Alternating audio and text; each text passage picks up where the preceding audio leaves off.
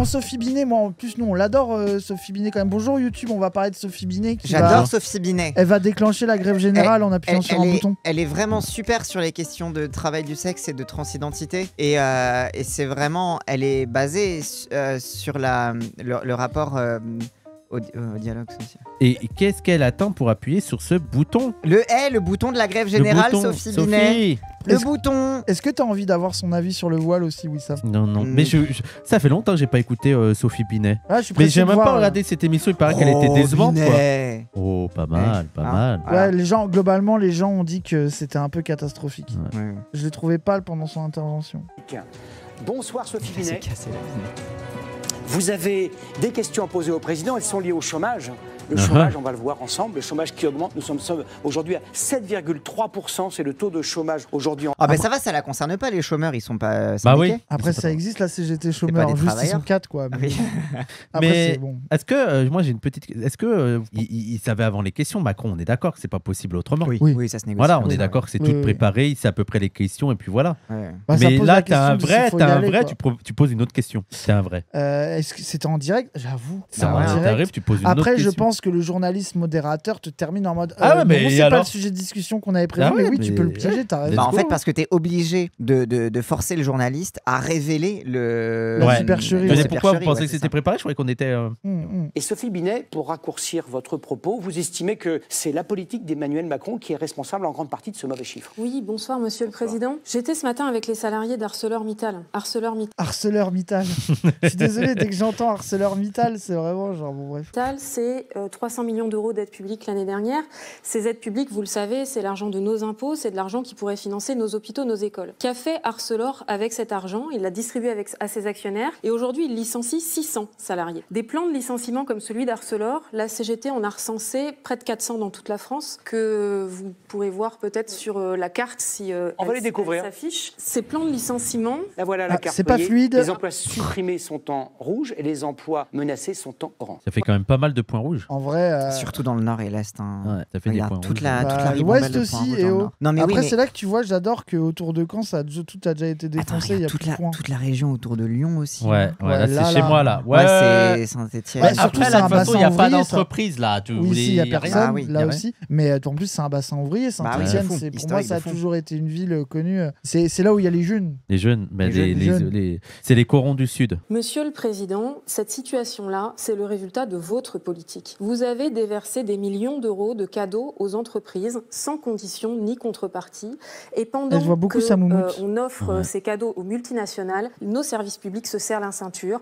Aujourd'hui, il n'y a pas de fatalité. Vous pouvez agir pour empêcher cette catastrophe. Pour cela, il faut mettre en place un moratoire sur les licenciements. Il faut permettre aux salariés de conditionner les aides publiques, d'évaluer leur utilisation et de les bloquer si elles ne correspondent pas. Moratoire sur...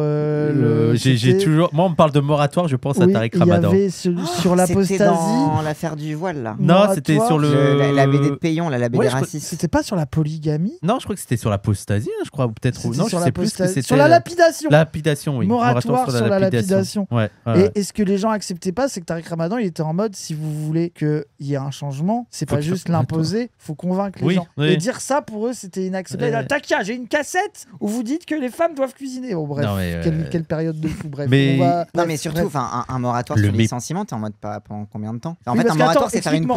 C'est ça. Le principe d'un moratoire, c'est tu fais une pause. Tu fais pouce, le temps de réfléchir à qu'est-ce qui va pas. Et en fait, c'est. Sauf que, en fait, tu vas faire un moratoire sur les licenciements et Macron, il va continuer de dire que faut la Startup Nation. T'es en mode oui, bon, ok, d'accord.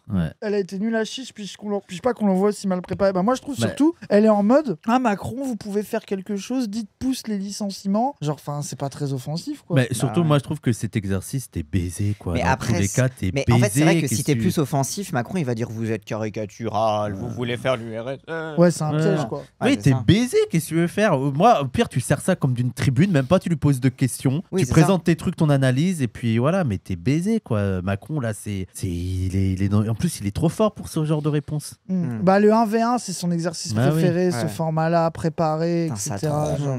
Ce mépris. Ah ouais, il est insupportable. Même moi, je suis choqué du mépris. Oui, alors que t'aimes trop ça, mépriser, toi, bref. J'ai 4 questions très précises à vous poser.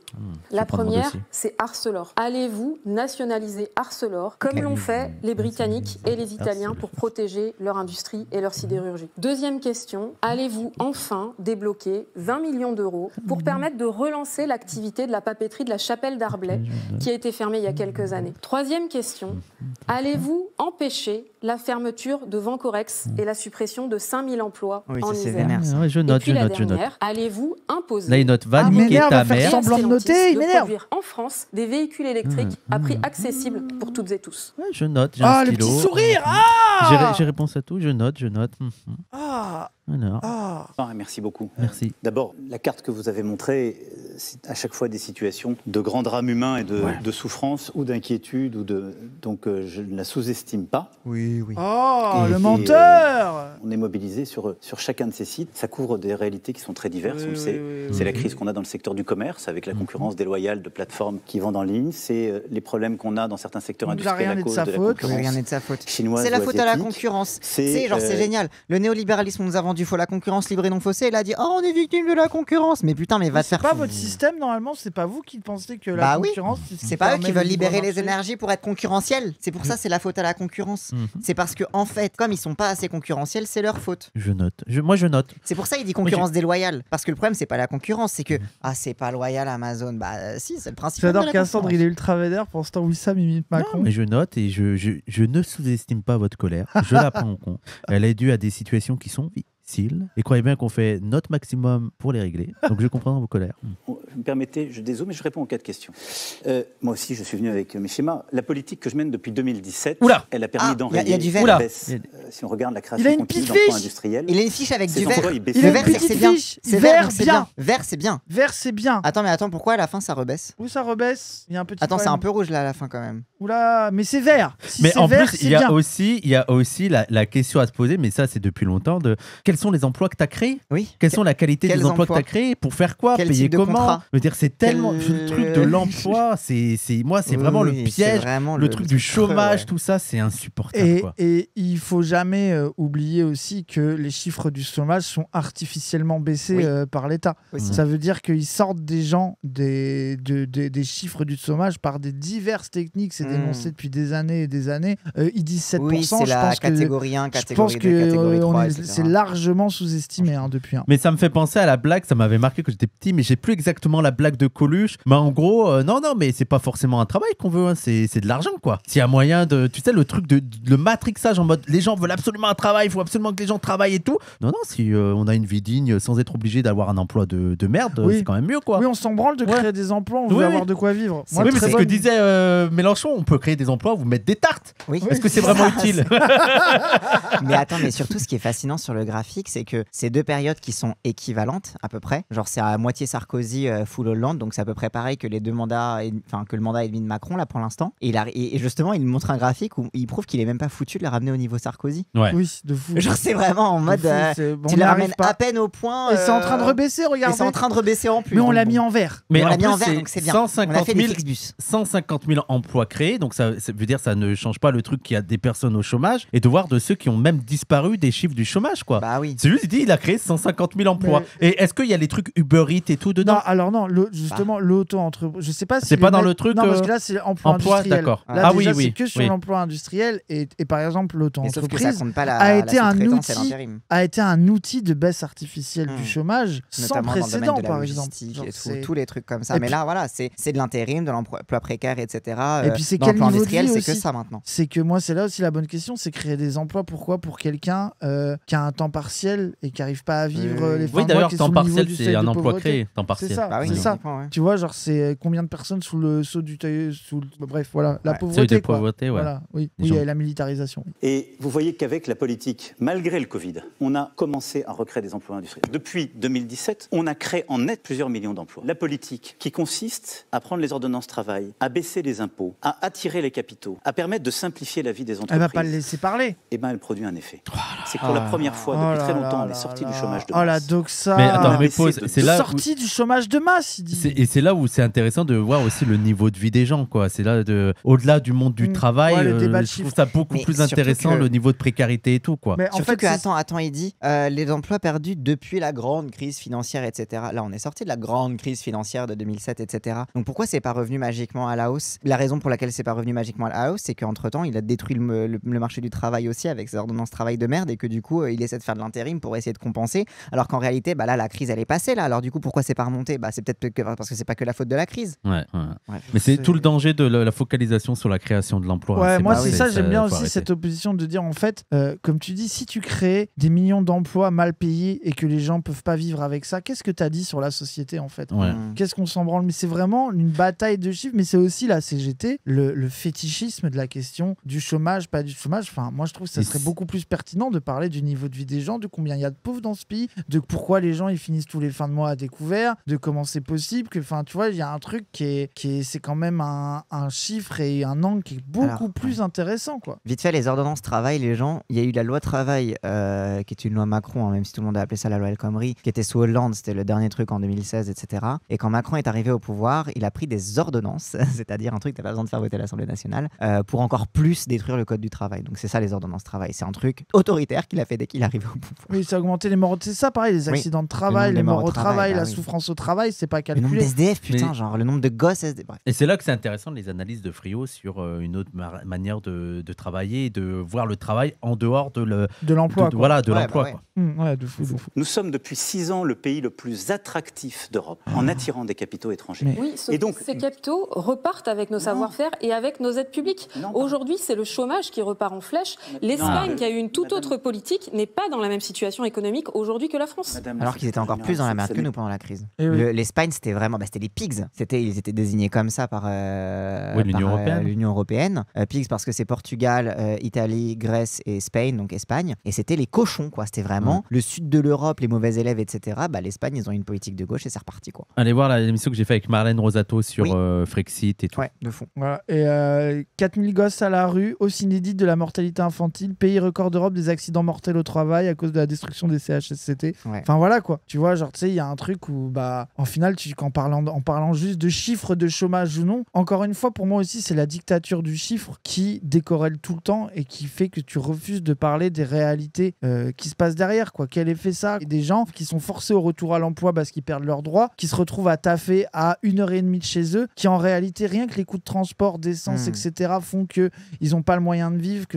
En fait, il y a tellement de situations faites sous l'injonction du retour à l'emploi envers et contre tout qui est dépolitisante, quoi. Mais ce qu'on a fait, c'est une politique macroéconomique qui a permis de créer des emplois. On a créé 2,2 200 000 emplois depuis 2017 et on a recréé 300 sites industriels en net, là où on en avait destruit avant. Donc, une dynamique qui était européenne. Il y a eu plus de création d'emplois dans les autres pays d'Europe qu'en France dans le même temps. Non, ça n'est pas vrai. Si. Non, je regrette, ça n'est pas vrai. Au moment, et d'ailleurs nous avons commencé la bataille de chiffres. On détruit beaucoup d'emplois pendant le Covid ou après. Nous avons continué d'en créer. Parce qu'aussi, on a investi dans France Relance, dans France 2030. Et on a eu raison de faire ça. J'étais hier encore à Vissou dans l'Essonne, chez Essilor-Luxottica. Ils ont créé leur centre de R&D mondial le plus perfectionné en France. Parce que oui, on a apporté des aides, le crédit impôt recherche et France 2030.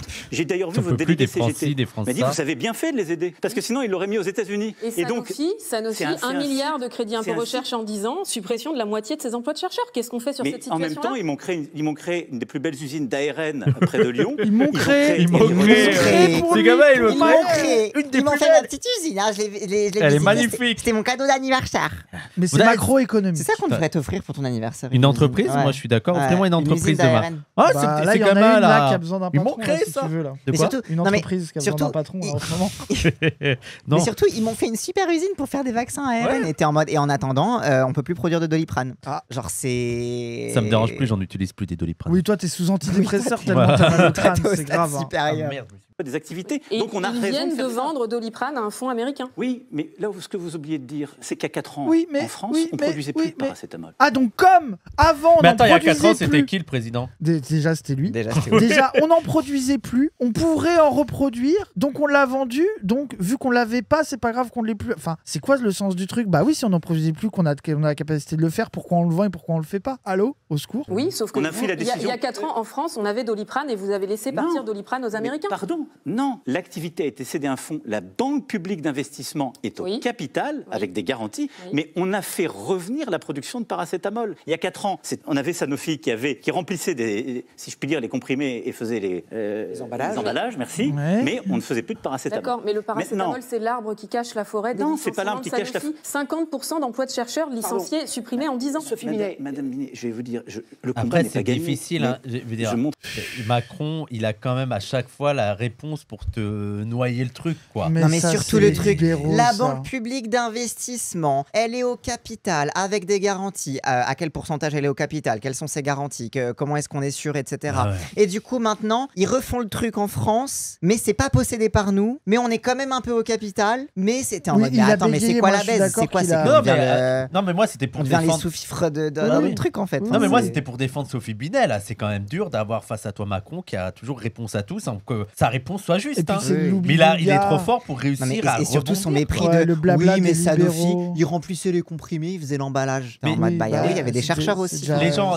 Dites-vous, mais imaginez des personnes qui, comme moi, ne maîtrisent pas trop les débats, n'ont pas les tenants et les aboutissants. C'est en mode, il arrive à répondre, quoi. Il n'a pas totalement tort, Macron. Bah oui.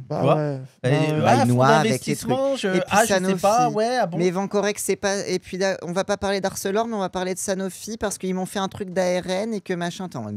Cyril TG pas là, moi, je suis pas sûr. Hein. Je suis vraiment pas sûr qu'il y a beaucoup de gens qui se disent... en fait, surtout, c'est compliqué et c'est un débat de chiffres et les gens se disent, ils comprennent mieux que moi, il a l'air de savoir et en fait tu captes pas qu'est-ce qui est impliqué, qui dit vrai, qui dit faux, t'as la flemme. Comme ces deux personnes qui ont l'air d'être experts de leur sujet, ils vont se dire je sais pas trop, qu'un des deux a raison, peut-être que la vérité est un peu entre les deux. En tout cas, j'aime pas la CGT parce que j'ai pas pu partir en vacances la dernière grève des cheminots. Donc Macron a raison. Oh là là, ils m'ont pris en otage. Ils m'ont pris en otage. Ils prennent en otage la CGT, j'ai entendu. Ils prennent en otage. Qu'est-ce qui se passe maintenant depuis 2 ans dans l'industrie européenne? On a eu une crise de l'énergie. Le coût de l'énergie a flambé, ce qui a atteint la compétitivité de beaucoup de secteurs. Ça, c'est la première chose. Ensuite, on a une crise sur plusieurs secteurs, l'automobile et autres. On va y revenir. C'est votre 4e question. Et on a une concurrence accrue, en particulier sur le marché de l'acier, de l'Asie. Pourquoi? Parce qu'ils ne respectent pas nos normes. Oui. Donc ArcelorMittal. Non, je ne vais pas nationaliser ArcelorMittal. Parce que ce serait dépenser des milliards d'euros. Non, 1 milliard d'euros. Vous oubliez de dire... 1 milliard d'euros alors que vous étiez prêt à mettre 850 millions d'euros pour décarboner. Mais j'espère qu'on pourra le faire. Parce que ça, c'est pertinent. Et c'est la grande différence. Après les avoir laissés licencier 600 personnes? D'abord, ils restructurent en France 600 postes. Ils licencient. Ils licencient 350 personnes. Non, c'est... Ils licencient. Attends, ils restructurent. Ça veut dire quoi, restructure? Ça veut dire quoi? Restructurer, c'est les replaces quelque part? Non, ça veut dire que tu les licencies. En fait, les plans de restructuration, c'est comme les plans d'ajustement structurel, etc. C'est pour dire, en fait, on ne les vire pas, mais on change la structure de l'entreprise et du coup, ils ne sont plus utiles. Donc, en fait, oui, du coup, de fait, ils ont plus de travail. Oui, c'est ça. Ah, le niveau de... On va restructurer à un moment, vous pensez? 600 parce qu'ils sont supprimés. Ils licencient 350 personnes. Ensuite, nous, on se bat pour quoi? Dunkerque et Fos, c'est-à-dire nos sites industriels. Ouais. Et donc, quel est le problème qu'a Arcelor en Europe? L'Europe, c'est 40% de son marché. Si la réponse était nationalisée, Ilva, qui était le site qui avait en Italie, qui a été nationalisé, serait sauvé. C'est le cas. Il y a un repreneur qui est revenu et qui reprend Ilva alors que Ilva devait partir. Ça a perdu combien Ilva l'année dernière? 1 an. Et maintenant? Ça a perdu combien Ilva l'année dernière? Sauf qu'en attendant, 800 millions d'euros. Oui, donc, sauf que Ilva est maintenu et ne ferme pas, sinon ça fermait. Mais on va voir. Mais on s'en branle qu'ils perdent de l'argent si les postes ont été préservés et que les gens peuvent continuer à taffer. Parce que ça veut dire qu'ils dégagent encore suffisamment de bénéfices pour payer les gens. C'est grave. Alors ça ne ferme pas. Parce que c'est pas le capital qui compte, c'est d'avoir les clients et c'est d'être compétitif. Et donc, si vous laissez partir ces savoir-faire, vous ne les récupérerez pas. C'est ça le problème. Moi, je ne les laisserai pas partir. Là, il y en a 600. Pardon, on va pas. Permettez de finir. Je vais essayer de répondre à vos 4 questions. En vrai, ça va. Elle le lâche pas. Franchement, elle le pousse. Franchement, j'étais parti pour critiquer Binet. Ouais, franchement, ça va. Parce qu'il y a 3 autres questions qu'elle n'avait pas encore répondu. Merci beaucoup. La réponse, c'est pas nationaliser. La réponse, c'est avoir des garanties et le développer. Qu'est-ce qu'il faut faire? Répondre au problème qu'a aujourd'hui Arcelor. il y a 10 ans, les besoins d'acier et d'acier les plus sophistiqués en Europe étaient à 85% couverts par nos aciers. Aujourd'hui, ils ont perdu une dizaine de points parce qu'on a laissé rentrer de l'acier chinois indien. Bah, dans ce cas, fait du protectionnisme solidaire. Ouais. Là, il est en train de nous dire qu'il faut faire le programme de la fille. Là. Oui, ça s'appelle le protectionnisme solidaire et en plus, tu peux décarboner ta filière et la rendre et lui donner des meilleures garanties sociales, environnementales. Et moi, etc. je vois pas de contradiction entre nationaliser et se protéger du métal chinois. Je vois pas pourquoi tu pourrais pas faire les deux en fait. Bah, oui. Et après, les Chinois, ils ont droit aussi de venir. Moi, je prépare mon départ en Chine, donc voilà, je tiens à vous le dire. Moi, je vois... Après, les Chinois, ils ont droit aussi de nous concurrencer. Sam, il aime trop regarder des mosquées avec des gros drapeaux communistes dessus. Tu sens qu'il y a un amour esthétique. Je dois préparer l'après, les gars. S'il y a le fascisme, moi, je pars en Chine. Donc, je trouve que, monsieur Xi Jinping, la Chine, moi, je veux bien venir avec toi en Chine. Moi, je veux aller voir le mausolée de Mao et tout. Bien sûr. Donc, clause de sauvegarde, c'est-à-dire protéger le marché européen. On a commencé à prendre cette décision de pression française. La Commission l'a annoncé en février. On va pousser pour améliorer ces chiffres, c'est-à-dire revenir à 15% de seuil de déclenchement. Si tu poussais, pourquoi? Non, mais attends, à quoi? Tu veux même pas nationaliser, tu veux rien faire. 15% de seuil de déclenchement. Les trucs, enfin, vraiment, ça ne veut rien dire. Ce qu'il raconte, c'est vraiment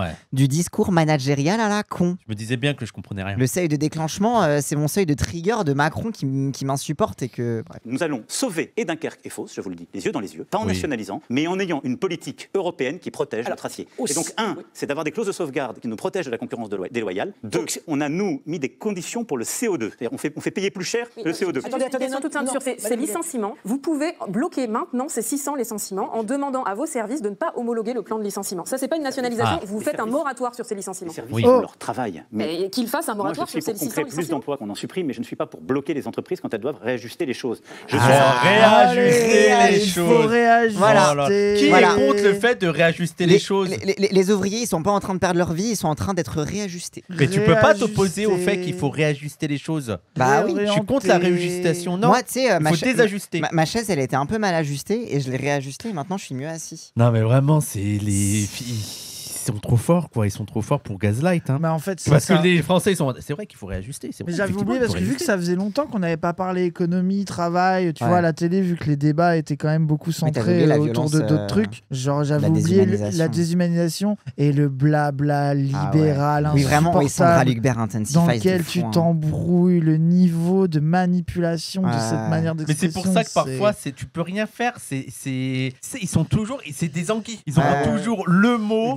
Qui fera qu'il n'y a aucun moment ils diront ah ouais c'est vrai vous avez raison. Ils auront toujours un échappatoire. Exactement. Je le dis aux salariés, à leurs familles, à leurs élus. Nous sommes en train de nous battre. J'ai vu hier ArcelorMittal. Nous sommes en train de nous battre pour obtenir ce qu'on aurait dû faire bien plus tôt que la France a poussé. C'est de protéger le marché européen de l'acier. C'est-à-dire avoir ce seuil de déclenchement à 15% d'importation avec la clause de sauvegarde. 2, c'est de s'assurer qu'on n'a pas une concurrence déloyale avec des entreprises qui sont faites en Inde et qui importent un acier. Mais il l'a déjà dit ça. Mais attends, avec des entreprises qui sont faites en Inde. Mittal, ça vient d'où?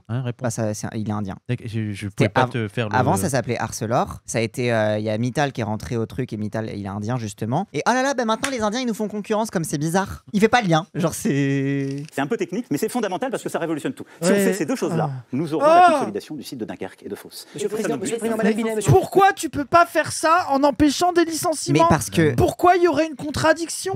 Mais parce que pour lui, empêcher des licenciements, c'est que la France devienne un réservoir ouvrier à bas coût où les autres boîtes vont aller produire peut-être ici et là s'il y a besoin de gens qualifiés. Et j'ai l'impression que le sous-entendu, c'est j'en demande déjà beaucoup aux entreprises. Donc, pour être sûr qu'elles fassent ce qu'il faut, il faut les laisser économiser sur la masse salariale. Et il faut le faire au niveau européen.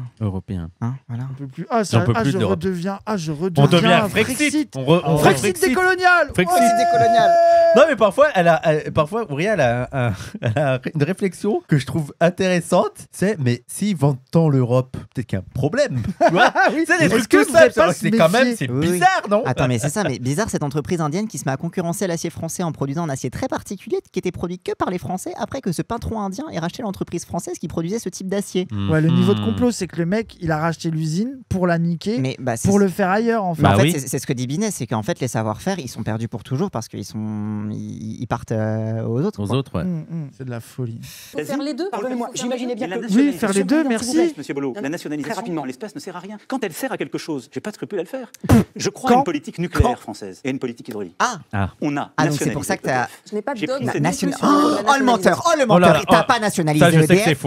Il a coupé EDF en plein de petits morceaux pour que les trucs qui rapportent de la thune ils soient privatisés et que les trucs qui coûtent de la thune ils soient encore publics. Alors du coup ils ont dit on a nationalisé EDF. Bah oui, on a nationalisé les pertes, privatisé les profits. C'est exactement ce qu'il a fait avec EDF. Et en fait, résultat, maintenant on paye l'électricité ultra cher, alors que si c'était nationalisé en un seul package, bah du coup on n'aurait pas à payer tous ces coûts. Ça m'énerve en plus, putain, les factures d'électricité. Pourriez-vous répondre alors beaucoup plus brièvement sur la chapelle d'Arblay? Allez-vous injecter 20 millions d'euros pour sauver la papeterie? J'ai pas la réponse. En un mot. Je vais pas. Ok. C'est un mot parce que j'ai pas la réponse sur la chapelle d'Arblay. Mais on n'a jamais cessé le combat après nos entreprises, vous le savez. Et d'ailleurs, on n'a jamais cessé le combat. Mais moi j'adore, c'est qu'aucun engagement. J'ai pas la réponse, mais on combat. Oui, on combat. On le fait. Je sais pas comment, mais on continue le combat. J'ai appelé un mec qui a dit s'il te plaît fais ça bien. Hop, j'ai combattu. On lâche rien. On lâche rien. Tu sais, il va chanter ça. On lâche rien. On se bat jusqu'au bout. Donc Vencorex d'un mot. Vencorex, comme vous le savez, c'est une entreprise. Là aussi, qu'est-ce qui s'est passé? C'est une entreprise qui faisait beaucoup de choses dans la chimie, avec des vrais éléments de souveraineté, percutée par la concurrence du marché asiatique. On est en train de les Asiatiques, les couilles. Les Asiatiques, vous avez percuté Vencorex. Putain, il y a Vencorex qui avançait et là, bam, percute. Pas un hasard à la con, un accident, la concurrence chinoise imprévisible. On n'aurait jamais. On ne pouvait rien faire. Il n'y avait aucune solution politique pour empêcher le fait d'être percuté. Je veux dire, c'est pas comme s'il y avait des militants de gauche qui parlaient de protectionnisme solidaire depuis des dizaines d'années. Une percutation comme ça, un accident de la route. La faute a pas de chance. Voilà, c'est comme ça. Repreneur chinois, on ne pourra pas sauver Vencorex en l'état parce qu'on n'a pas de reprise pour la totalité de l'entreprise. On a trouvé un repreneur, il suffisait de nationaliser un mois et on avait un projet de reprise. Monsieur le Président français. Non mais attendez, vous voulez mettre l'argent français pour nationaliser pendant un mois pour sauver un truc qu'on vous a dit c'est pas sauvable en fait, parce qu'elle est en mode franchement, tu faisais une pause de un mois en nationalisant, t'avais un repreneur qui se ramenait. On l'avait, il était dans les petits papiers, il avait juste besoin d'un mois. Mais parce que il fétichise le fait de ne pas nationaliser. Mais bien sûr. C'est vraiment... moi je préfère que l'argent français sert à acheter des armes. Oui. La guerre, ça va créer de l'emploi de faire la guerre à mon avis. Ouais. Bah en plus ça va être sympa. Ça va réduire le chômage. Donc les gens ils vont mourir. Et bosser, ils vont bosser. Bosser et mourir en bossant et bossant en mourant, c'est bien, très bien, ça me va, tout me va. Ce qui est important, parce que vous avez cité les activités critiques. Dans Vencorex, il y a des savoir-faire qui sont importants pour notre nucléaire, civil ou militaire. Ça, on les a sauvés, ces activités. Et on les adosse. Si, ça, on les adosse. Mais il l'a dit, donc c'est vrai. Le dernier point, parce que j'ai essayé de répondre d'éluder absolument rien. Renault, Stellantis peuvent-ils fabriquer des voitures électriques en France? En fait, ce qui est terrible dans ces débats, c'est que personne ne va vérifier les choses. Il suffit qu'ils disent ça, les gens vont juste regarder ça, ils vont pas regarder si c'est vrai. Il a juste à dire si, c'est la vérité, et les gens, voilà, ils vont dire. Les gens, je scrolle pour vous montrer. Bon, Sophie Binet, c'est ça. Ensuite, Agnès Verdier-Molinier, vous savez, la meuf qui a le think tank ultra-libéral pour globalement laisser les ouvriers crever. Ça fait tout ça. Bon, ensuite, les dépenses publiques. Et ensuite, Robert Ménard, sécurité, immigration, prison, ça fait tout ça. Le niveau de c'est lui qui a eu le plus gros truc. T'as un petit bout pour Sophie Binet, le travail, et t'as Robert Ménard. Tu vois les parties après. Genre Thibaut InShape, il a le sport à l'école, il a le même autant de temps que Sophie Binet, les gens. Bref, c'est indécent, c'est un scandale quoi. Mais oui, là où t'as raison aussi, le côté 1v1 de non, c'est faux, oui, c'est vrai, et puis on passe à la suite. Et les gens vont croire quoi. Comment tu veux vérifier quoi. Comment tu veux faire quelque chose de constructif avec ça? Mais on pourrait presque se poser la question de est-ce qu'on a intérêt à aller là-bas quoi. Mais c'est difficile. Moi, j'ai pas de réponse à ça. C'est dur de reprocher. Non, mais c'est pour ça que c'est difficile quoi. Mais c'est une vraie question que tu te fais payer. Plus les acheter et pas à 35 000 euros. C'est le cœur de la stratégie industrielle. Renault vient de fermer la ligne de production de la Zoé à Flins. Voilà le résultat en matière d'automobile. Je peux jamais répondre. Si, je vous ai écouté patiemment.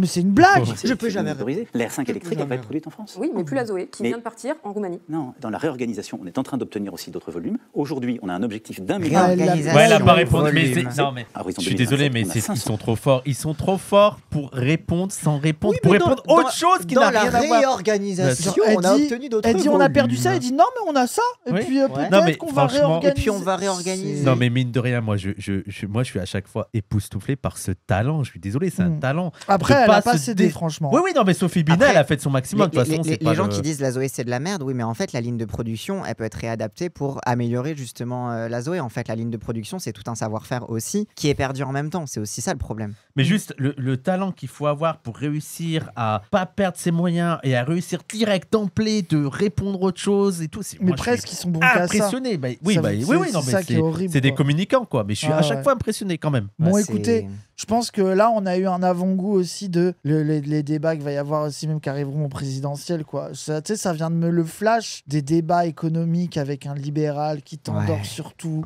qui te met des chiffres, qui t'invoque d'un coup l'Europe, on comprend pas pourquoi.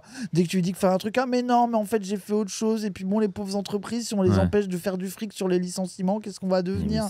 J'avoue. Faut s'en servir comme tribune, en vrai.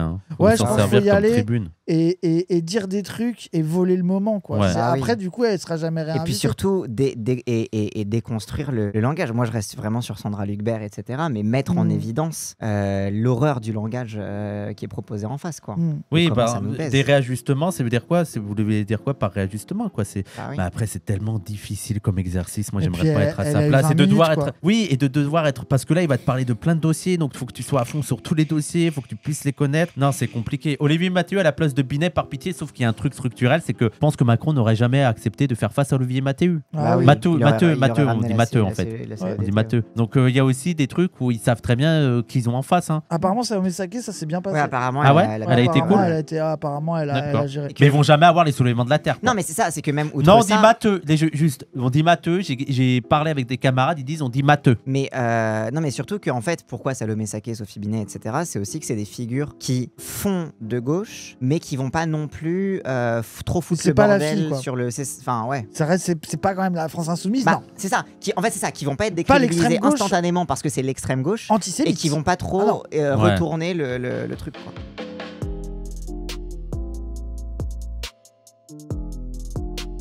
Putain, il a tellement fait de la catastrophe niveau écologique et tout, tellement loin de ses promesses et tout. Bien wesh. Make our planet great again.